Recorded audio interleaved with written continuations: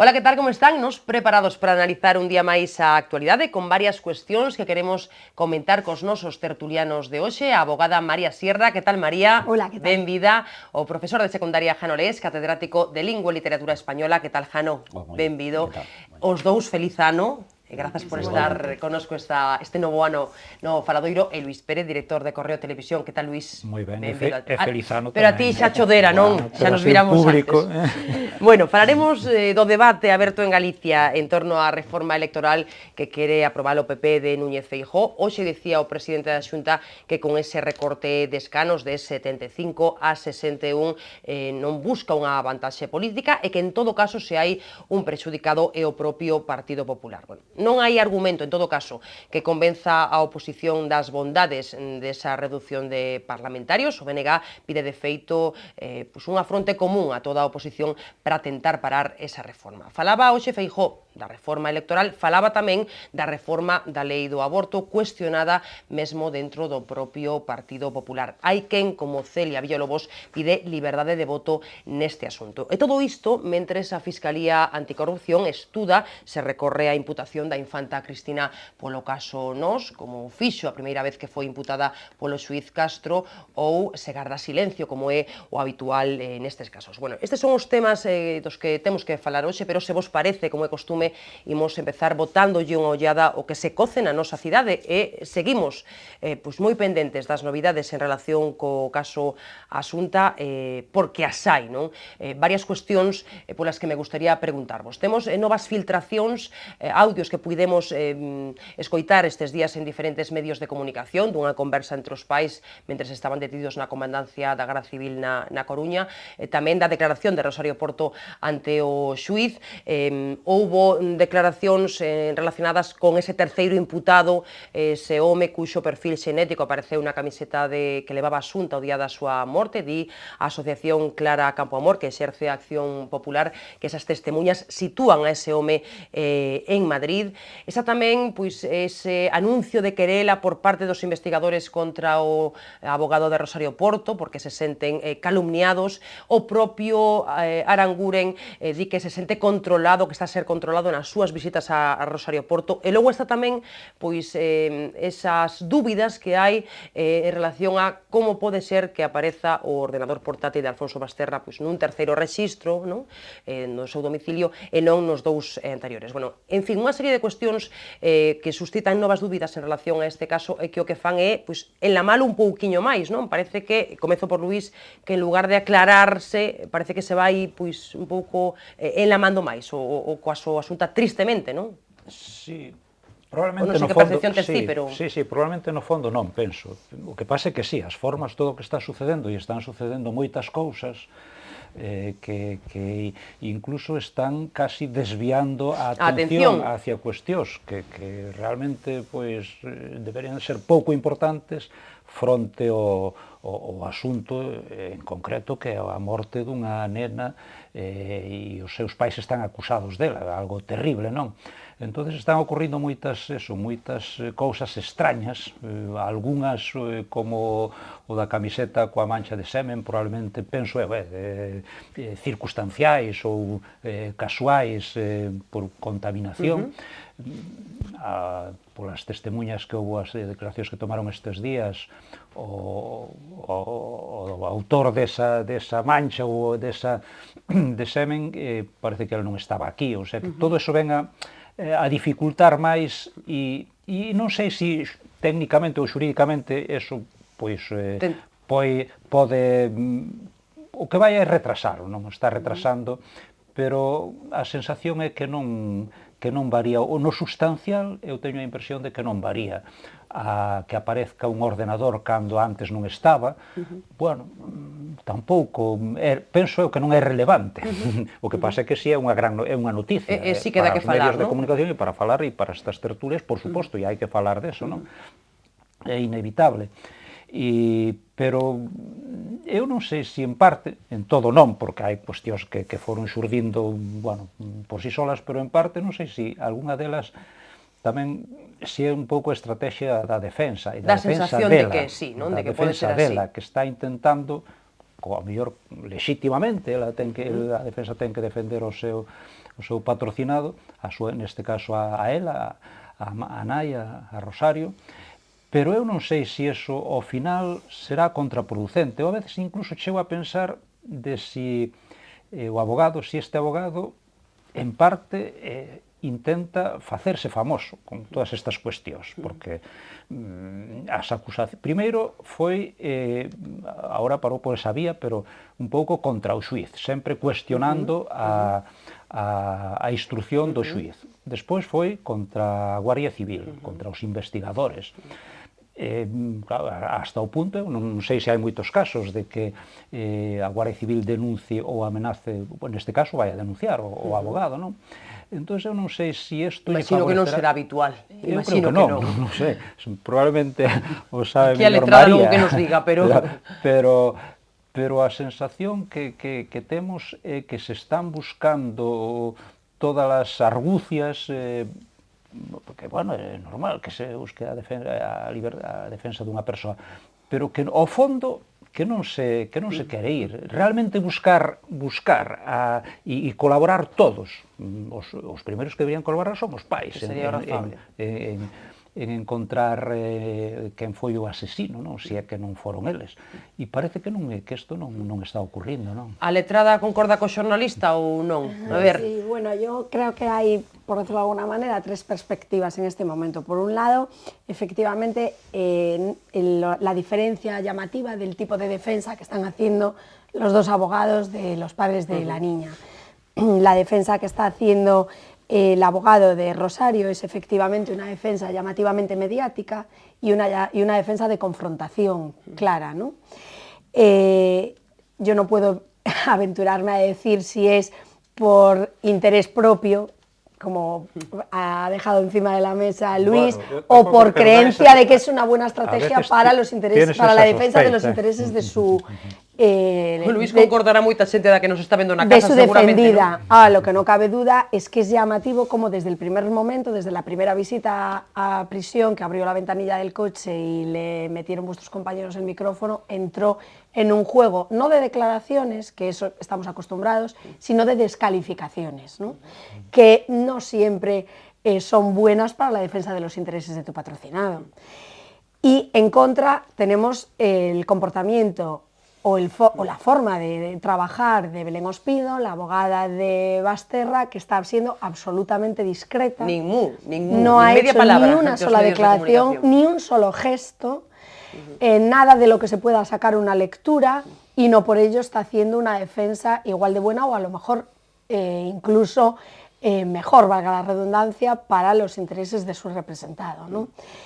En cuanto a lo que tú apuntabas de las novedades, por decirlo de algún modo, sí que comparto lo que ha dicho Luis en cuanto a que son novedades mediáticas, pero no tantas novedades jurídicamente hablando desde mi impresión. Cuando este asunto salió a la luz, cuando apareció desgraciadamente el cuerpo de la niña, todas las personas que estaban cerca del asunto, trabajando en el asunto, pues a los que de una u otra manera trabajamos en el juzgado y tenemos algún conocido y demás, todos nos decían lo mismo, y es que os vais a sorprender con lo que va a salir a la luz. Y ahora que se ha levantado el secreto sumario, pues efectivamente la gente se está sorprendiendo con lo que sale, y también, bien sea por la defensa, bien sea por la intención de algunos de cambiar el foco, pues por los desvíos que hay, ¿no?, de atención en el procedimiento. Pero no creo yo, como abogado, que sin embargo jurídicamente haya ninguna noticia que sea de importancia y que cambie esa opinión jurídica que toda esa gente que está cerca del caso la tenía desde el primer momento. Y ya para terminar, a mí lo que sí me gustaría decir 3 meses después de que haya aparecido el cuerpo de Asunta es que yo, por ejemplo, como persona, ya no como abogado, yo he tenido distintos sentimientos a lo largo de este proceso, ¿no? Pues el primero, creo, el que tuvimos todos, de shock absoluto, ¿no? Y hoy el que tengo, al ver cada día esas noticias, es de una pena inmensa por la criatura, por la niña, que es de lo que menos se habla, y yo verdaderamente estoy horrorizada de lo que pudo haber sufrido, ya no aquel día, sino los meses previos. A mí es que se me ponen los pelos de punta de creer que todo lo que se está comentando en prensa sea cierto, y sobre todo la pena de que, de ser verdad, vamos a ser cautos, como lo intentamos ser siempre en esta mesa, de ser verdad las afirmaciones que se están diciendo, y me refiero, por ejemplo, a los adormecimientos anteriores, sedaciones, drogadicciones, etcétera, la pena de que no le haya saltado la alarma a ninguna de las personas que estaban alrededor de esta niña. Tenemos aquí un docente que habrá visto cantidad de supuestos. Y claro, es tan fácil hablar a toro pasado, es tan fácil hablar cuando ya se sabe, pero claro, cuando no lo sabes, efectivamente a veces no tienes por qué imaginar que detrás de algo que tú estás viendo puede haber un supuesto maltrato, una cosa de esta trascendencia. Yo estuve hace poco con una de las profesoras que ha declarado, una de las profesoras que vio a la niña en ese estado, y se lo manifesté a ella, le dije: no sabes la de veces que he pensado en ti y no quisiera sentirme como te puedes sentir tú. Y ella me lo decía, me decía: María, estamos muy tranquilas, porque era imposible imaginar nada, imposible. Porque si es verdad todo lo que se está diciendo, cuando los propios padres de una niña organizan una trama, ¿tú quién eres como profesor para dudar de que haya una enfermedad, para dudar de que haya una alergia, para dudar de que una niña esté tomando un tratamiento, para dudar de que un día puntual verdaderamente le haya podido hacer un efecto secundario? Quiero decir con esto que cada noticia que sale es peor que la anterior y lo hace más horrible. Entonces yo creo que lo mejor para todos sería el terminar la instrucción cuanto antes, bueno, y eso estaremos todos de el acuerdo. poder dejar de hacer conjeturas y el poder dejar de estar salpicando a personas que a lo mejor no tienen nada que ver, como puede ser este tercer imputado, o sí, o los padres, u otros, y empezar otra fase distinta de la que estamos. Jano, despois do dito xa pouco máis que engadir, supoño. Moi pouco decir, porque ademais comezaría pola parte final do que acaba de decir. Claro. Suscribiría perfectamente todo o que se dixo anteriormente, pero sobre todo pola parte final que ven de manifestar, de expresar María. Eu creo que é un pesadelo que creo que o mellor que pode ocurrir é que se remate canto antes, non? E, ademais, utilizando un símil que creo que algunha vez xa utilizou Luís aquí nesta mesa, eu creo que este é a fase previa de un partido que está por xogar, e o partido que está por xogar é o xuízo e a sentenza final. Eu creo que nese momento todos nos tranquilizaremos. O único que teño que dicir é que eu creo que é un tema que de abordalo, María falou de tres planos, falo de tres planos tamén, pero de tres planos diferentes, non? O plano xurídico, que xa no seu momento María nos informou perfectísimamente, creo que se está traballando con absoluta corrección por parte de xuíces, fiscales, Guardia Civil. Hai o plano antropolóxico, que en algún momento creo que o sacamos aquí, non? A reflexión de por que ocurre isto. Tamén a parte que máis me interesa, desde o punto de vista mellor por deformación profesional, non? De por que este tipo de tragedias poden ocurrir. E logo hai o plano social, que é o que ao final nos preocupa a todos, que é un plano social, é dicir, a resposta social que é moi condicionada tamén moitas veces polos tratamentos mediáticos ou pola cobertura mediática. E eu aquí me gustaría poñer enriba da mesa o tema das filtracións. Aí está, é o que nos quedaba por tocar. É dicir, a mí é un tema que me preocupa enormemente. Eu creo que isto das filtracións obedece a algo interesable, é dicir, que hai detrás, por qué, que é o que se pretende realmente, e está claro que quen pode filtrar os posibles sospeitosos é un número reducidísimo de xente que pode facer estas filtracións, teñen que ter algún tipo de interés. A Luís facía a conxetura e que eu podo suscribir, non? Posiblemente a quen lle pode interesar isto, crear a cerimonia da confusión ao respecto, bueno, pois é unha estrategia de defensa, en principio, non quero culpabilizar a ninguén. En todo caso, se hai unha dimensión, vamos a decir, ética das filtracións, sobre todo o tratamento informativo de algún medio televisivo, non, ao respecto, que me parece que hai unha mercantilización e unha trivialización das traxedias humanas que eu creo que isto debera a alguén de autorregular, é dicir, non sei se na filtración, neste tipo de filtracións hai simplemente intereses de estrategia xurídica ou tamén hai algún tipo de interés económico, non sei se isto se fai a cambio de algo. E en todo caso, o tratamento que se dá en determinado tipo de programas e tal e como se dá en determinado tipo de programas, a mí me parece que hai unha mercantilización e unha banalización de traxedias humanas que me parece censurable. Moi brevemente, deso temos xa falado, pero nesta loita polas audiencias descarnadísima e xa metidos de cheo neste xornalismo sensacionalista, que parece que dá vos froitos a nivel de audiencia, difícil regular, Luís, esta cuestión. É moi difícil, sí, porque onde estableces a prevalencia dun dereito sobre o outro, pero sí que ti tamén como xornalista tamén verás cousas que te desagradan, non? Sí, Imagino. además é que, bueno, os que practicamos algún xornalismo xa tamén por trayectoria e ao mellor por casualidade na vida, pois non compartimos este tipo de que eu non sei se chamarlle xornalismo, pero bueno, é máis espectáculo, é máis outro tipo de programas.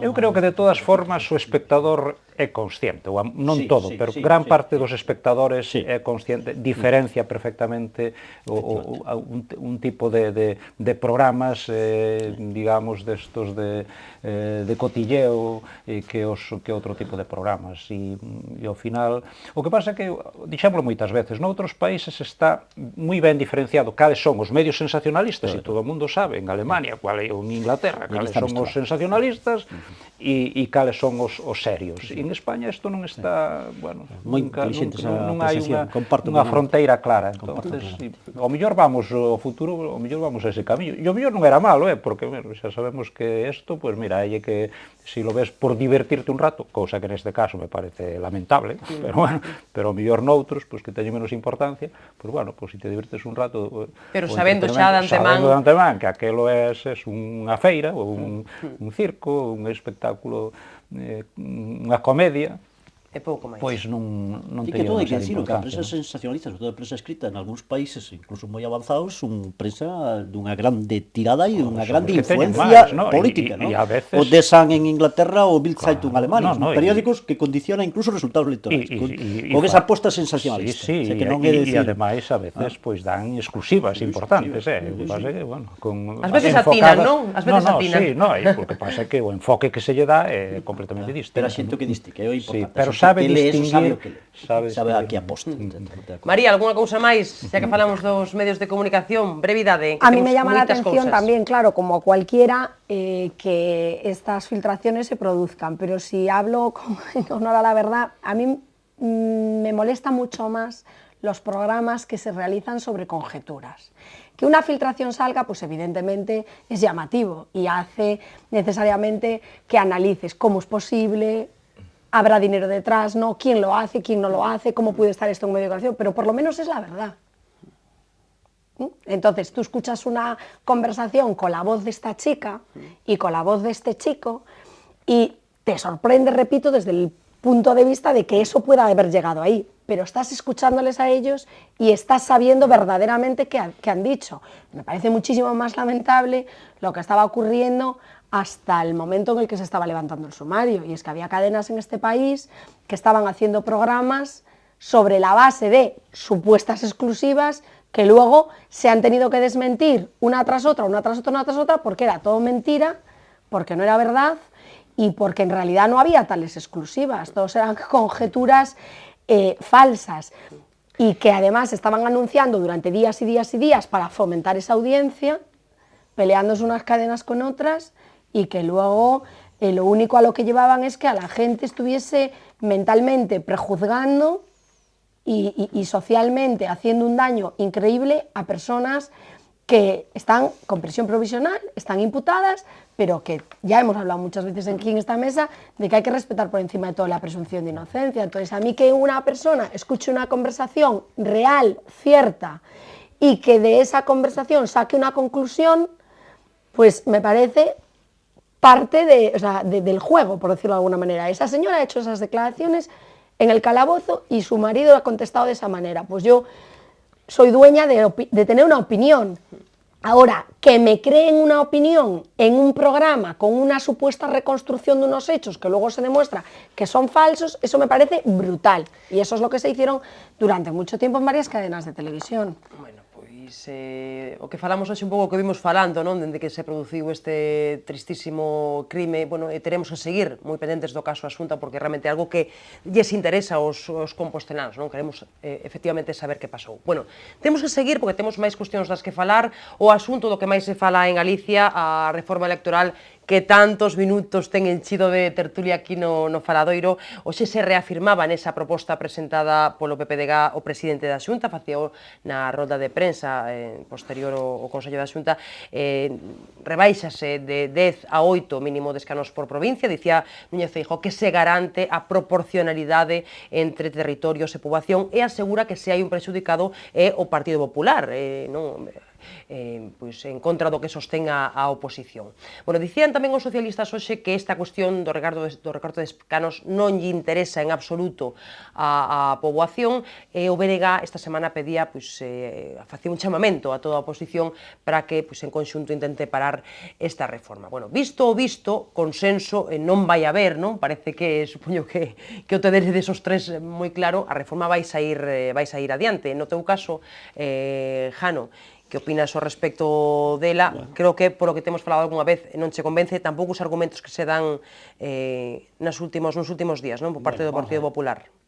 Me permites unha puntualización, do que máis se fala neste momento en Galicia é de quen vai custear as obras de rehabilitación do Santuario da Virxe da Barca, sea a Iglesia ou cueste lo que cueste. Bueno, dito isto, bueno, vamos a ver, eu creo que negarse radicalmente a unha reforma do sistema electoral me parece que neste momento é un contrasentido. Hai unha demanda cívica de que este tema se trate. Outra cousa ben distinta é que creo que este planteamento debe de responder en principio debe de responder a 4 tipos de cuestións. A primeira cuestión sería o porqué. Por que se ten que facer unha reforma do sistema electoral?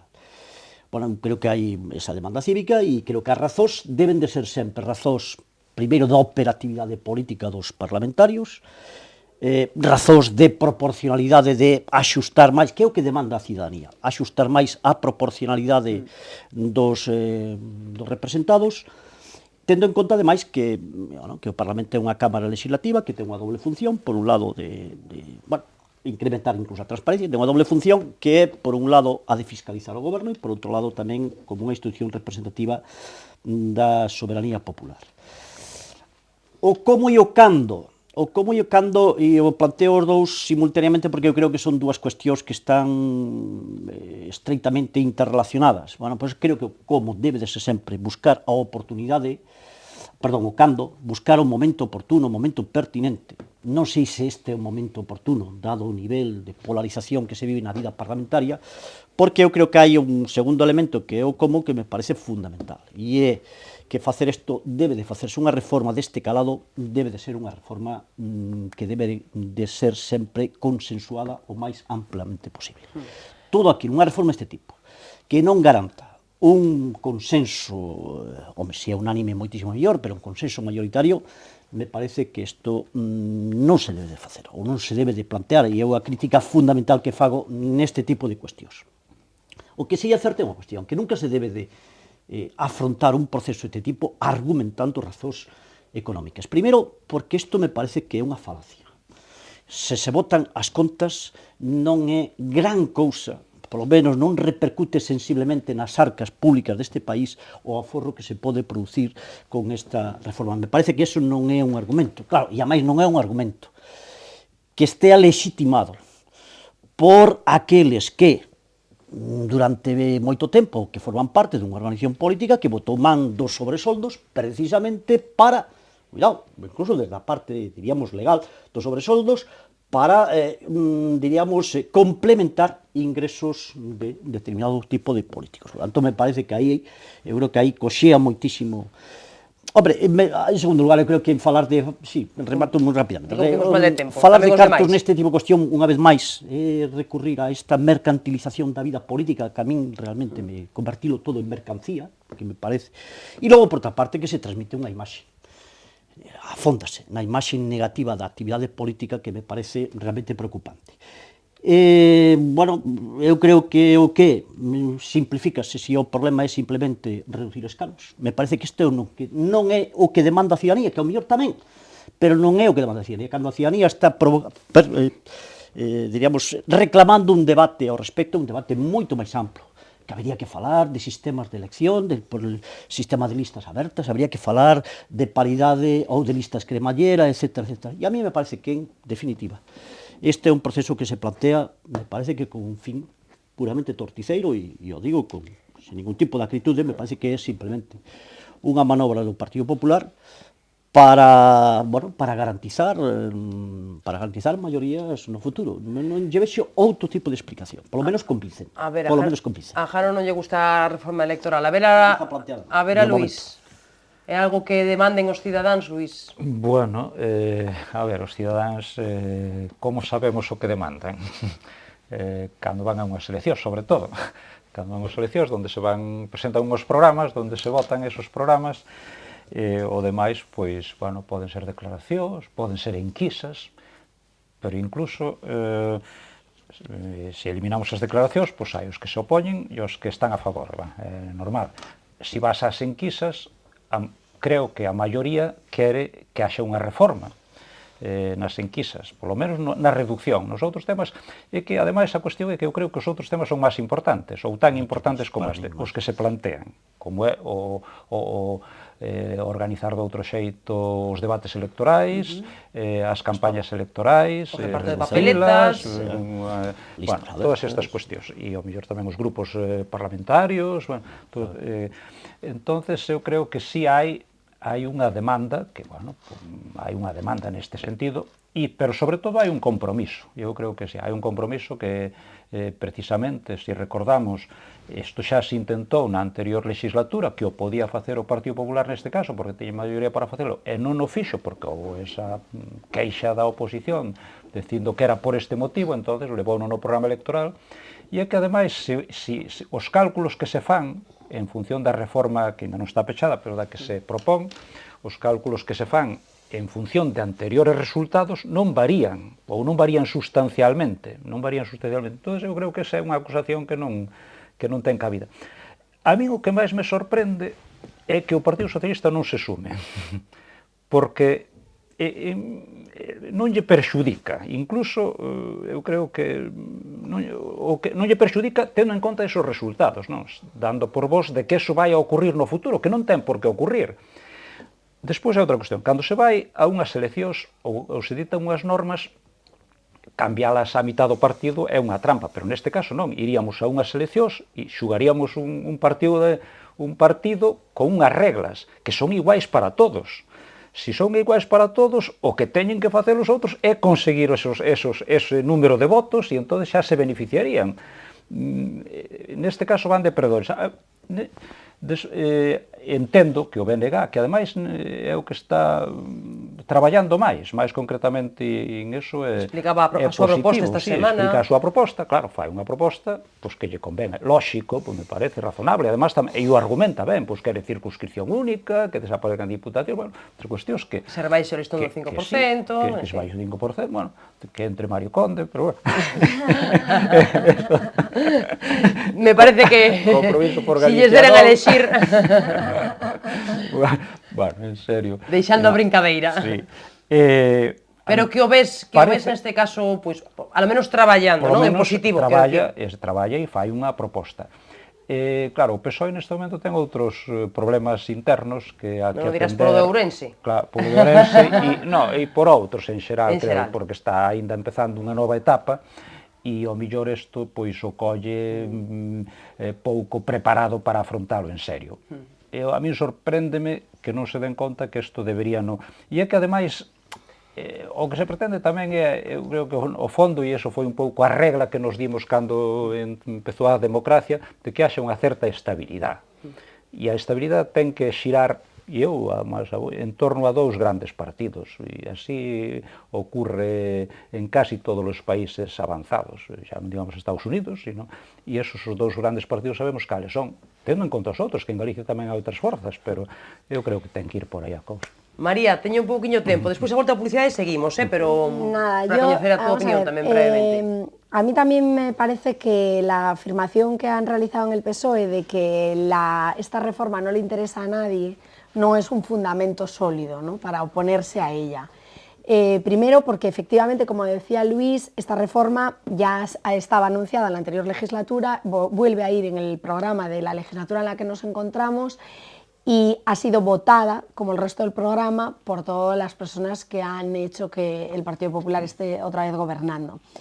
En un momento en el que es una crítica constante al presidente del gobierno el no cumplir su programa, llama la atención que cuando otro gobernante, en este caso una comunidad autónoma, quiera llevar a efecto aquello que prometió, pues se le critique justamente lo contrario, ¿no? Yo, además, creo que sí es una demanda social, aparte de que vaya en el programa. Lo que pasa es que sí que estoy de acuerdo con Jano en cuanto a que la demanda social es de una reforma mucho más profunda.